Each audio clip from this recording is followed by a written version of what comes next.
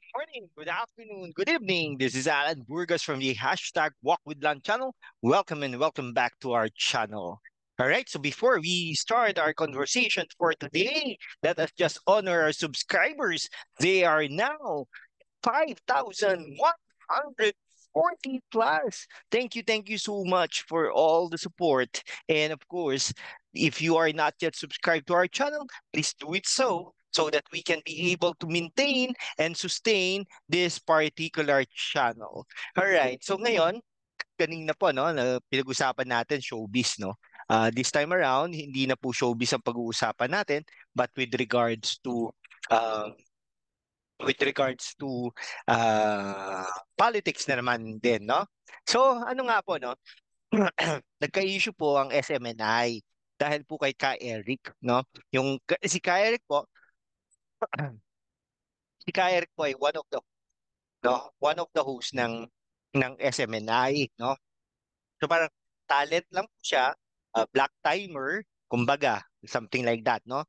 Pero ano po no, matagal na rin po ako nanonood, nakikinig sa SMNI, no?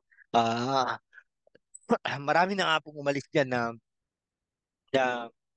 anong tawag doon, talent sila, na host nila, no?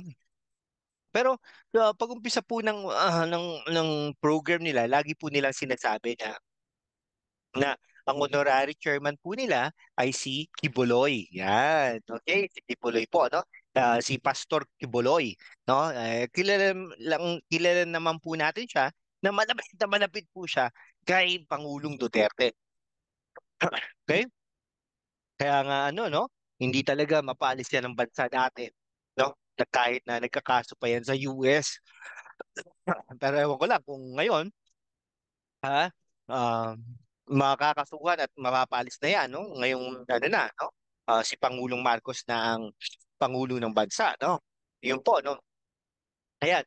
Pagkatapos po noon, siyempre, inimbitahan po ng, ano, no, ng Congress kasi medyo nasaktan ng Congress sa sinabi ni Pangulong Duterte at hindi lang yun, sinabi rin ni Ka Eric, no?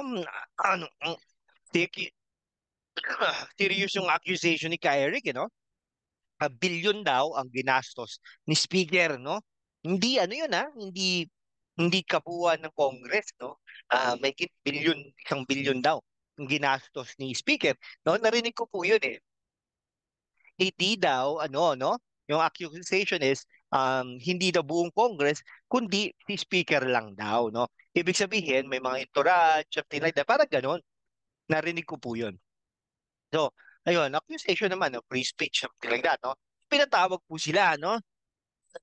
Pagtawag po nila gano'n, talaga namang napakaamo po nila, no? Siyempre, no? Talagang hindi ko naman po ina-expect kay Ka Eric 'yon at saka kay Ma'am Badoy na gano'n, no? Pero anyhow, gano'n po talaga, politics po 'yan, no? Siyempre, pagdating do'n, maging mabait at magalang ka sa ating mga congressmen and women, honorable congressmen and women. Ayan, okay?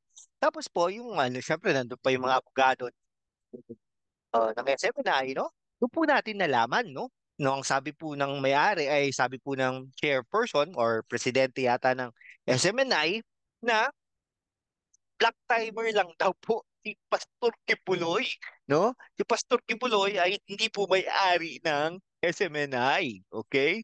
Siya po ay isang black timer lang, isang talent, something like that, no? Nung sinaliksik ang SEC, hindi nga po, no? Wala nga po ang pangalan niya doon. No, siyempre, kayo po ba naniniwala po ba kayo na hindi may-ari ng SMNI si Pastor Kibeloy? Ayan, kayo po ang maghusga, no? Kayo po ang magsabi kung hindi po. Kasi ako po ay ever since nung nanonood ako, lagi po sinasabi yan, honorary chairperson, okay, and then yung ano yung pangalan mismo ng SMNI, Sunshine, okay, Media Network Incorporated, no? Sunshine. Kaya alam naman po natin na tinuturing niya, no? Parang anak siya ng Diyos, something like that. No, I'm not sure kung ganun, pero son of God, parang ganun eh, no? Tapos ang ganda pa ng ano niya doon sa Davao. Ngayon ay talagang lahat po ng ito ay talagang magre-risk niya po yan. kasi nga po sa mga nangyayari sa mga bagay-bagay ng mga panahon na ngayon. Yan. Okay. Yan po ah. Kayo po ba, naniniwala po ba kayo? No? Kasi ako parang napakahirap kong paniwalaan na wala naman pala siyang koneksyon sa SMNI, no? Ah, ay din doon din pinapalabas no sa kanyang istasyon yung kanyang worship every Sunday, no? And then kaya si Pastor Kibuloy, marami na rin pong ano yan, no? Sinabihan na magiging pangulo ng Pilipinas. Pero tumugma pa po siya doon sa naging pangulo si Pangulong Duterte ng Davao City, naging pangulo ng Pilipinas. Okay? Yan.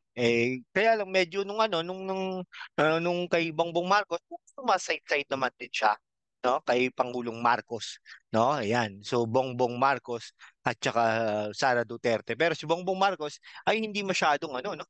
Talagang parang he distanced himself except do sa debate ng SMNI. Okay? Medyo yung debate ng SMNI, pumunta siya doon, medyo talagang napalapit din naman siya kay Pastor Kibuloy. Pero lately, kung papansin ninyo, wala siya doon sa mga birthdays, sa mga events ni Pastor Kibuloy, kumbaga. Okay? Oh, sige, hanggang dito na lang po mga kaibigan ko. Maraming maraming salamat.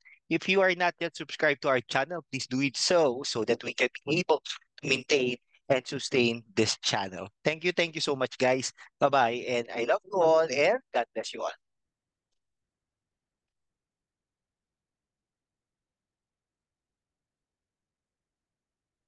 Bye!